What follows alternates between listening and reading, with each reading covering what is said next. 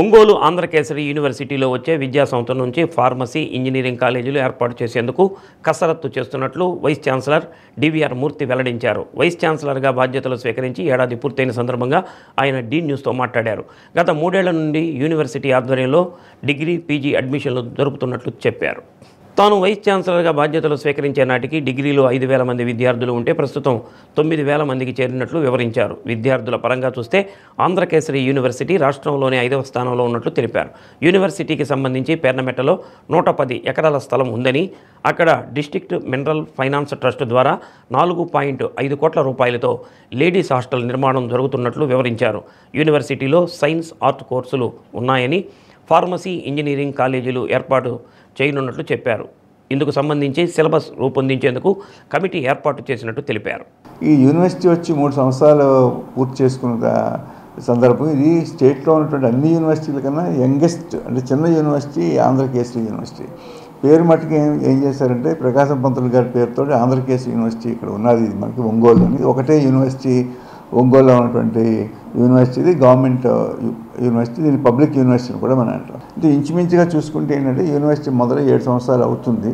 కానీ 3 సంవత్సరాల నుంచి మనం ఇక్కడ డిగ్రీ స్టూడెంట్స్ని అడ్మిట్ చేసుకుంటూ, పీజీ స్టూడెంట్స్ మనం ఇక్కడ యూనివర్సిటీ పేరు అడ్మిట్ చేసుకుంటూ మనం డిగ్రీలు ఇస్తున్నాం. 2025 ఇప్పుడు మొన్న మే, జూన్కి ఏమైందంటే, ఎంఏ చేసిన వాళ్ళకి ఫస్ట్ డిగ్రీ మనం ఇచ్చాం యూనివర్సిటీలో.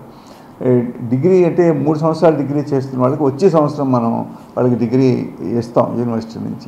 ఈ రకంగా ఏమవుతుందంటే, మనకి నేను వచ్చినప్పటికీ ఉన్న డెవలప్మెంట్ ప్రత్యేకంగా చెప్పాలి ఏంటంటే, నేను వచ్చినప్పుడు 5,000 మందే డిగ్రీలో స్టూడెంట్స్ ఉండేవారు. ఇప్పటికీ 9,000 స్టూడెంట్స్ పెరిగారు. 4,000 మంది స్టూడెంట్స్ మనకి డిగ్రీ స్టూడెంట్స్ అక్కడ పెరిగారు ఒకటి.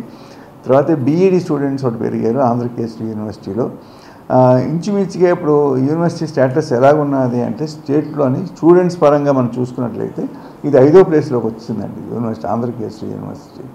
అంటే Andhra university, Nagarjuna university, Venkateswara university, Krishnadevaraya university తర్వాత మన యూనివర్సిటీ ఇంచుమించు 47-48 వేల మంది స్టూడెంట్స్ ఉన్నారు మొత్తం మనకి యూనివర్సిటీ క్యాంపస్లో, డిగ్రీ వాళ్ళు, పీజీ వాళ్ళు, ప్రొఫెషనల్ కోర్సెస్.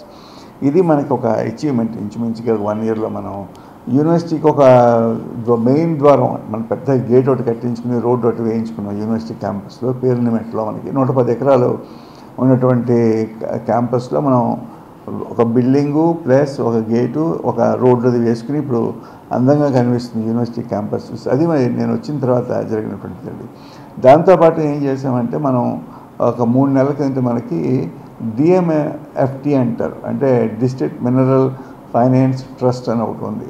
అంటే సీనరైజరు ఈ డబ్బులు కలెక్ట్ చేసుకునే ట్రస్ట్ ఒకటి ఉంది గవర్నమెంట్ ఆఫ్ ఆంధ్రప్రదేశ్. దానికి చైర్మన్ ఏమో డిస్ట్రిక్ట్ కలెక్టర్గా ఉంటారు. వాళ్ళ ద్వారా ఏం చేసామంటే, మనం ప్రయత్నం చేస్తే లేడీస్ హాస్టల్ కట్టుకోవడానికి ఒక 4.5 crores లేడీస్ హాస్టల్ శాంక్షన్ చేశారు. మొత్తం ఆంధ్రప్రదేశ్ గవర్నమెంటే కట్టి మనకి అది హ్యాండ్ ఓవర్ చేస్తుంది.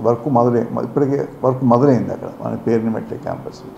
ఇది కాకుండా ఏంటంటే, మేము వేసుకున్న ప్లాన్ ప్రకారం వచ్చే సంవత్సరానికల్లా మనం ఒక ఫార్మసీ కాలేజీను, ఒక ఇంజనీరింగ్ కాలేజీ స్టార్ట్ చేయాలనే ప్లాన్లో ఉన్నాం మేము. ఇక్కడ ఉన్నటువంటి స్టాఫ్ ఇంతకుముందు ఏం చేశారంటే, పీజీ సెంటర్లో ఉండటం, అకాడమిక్స్, టీచింగ్లోనే ఎక్కువ మంది ఉన్నారు కానీ అడ్మినిస్ట్రేషన్లో లేరు వాళ్ళు.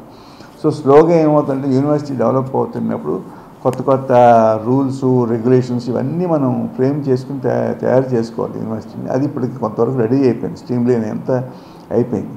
ఈ దృష్టిలో పెట్టుకుని ఏం చేస్తామంటే, ప్రిన్సిపాల్ గారి టర్మ్ అయిపోయిన తర్వాత ఫస్ట్ లేడీ ప్రిన్సిపాల్ గారిని మనం ఇక్కడ ఆంధ్రకేసరి యూనివర్సిటీ లేడీ ప్రిన్సిపాల్ గారిని అపాయింట్ చేసాం మనం ఒకటి.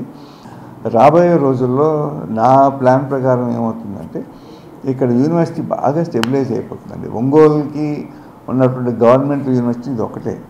దీన్ని కానీ మనం బాగా చేసుకుంటే కొత్త కోర్సెస్ పెట్టుకోవచ్చు. నేను అందుకే ముందు నుంచి కూడా ఏమంటున్నానంటే, దీన్ని 20వ శతాబ్దం యూనివర్సిటీ కాకుండా 21st century యూనివర్సిటీ అని నేను అంటూ ఉంటాను. ఎందుకోసం అంటే, ఇది స్టార్ట్ చేసింది 2022లో.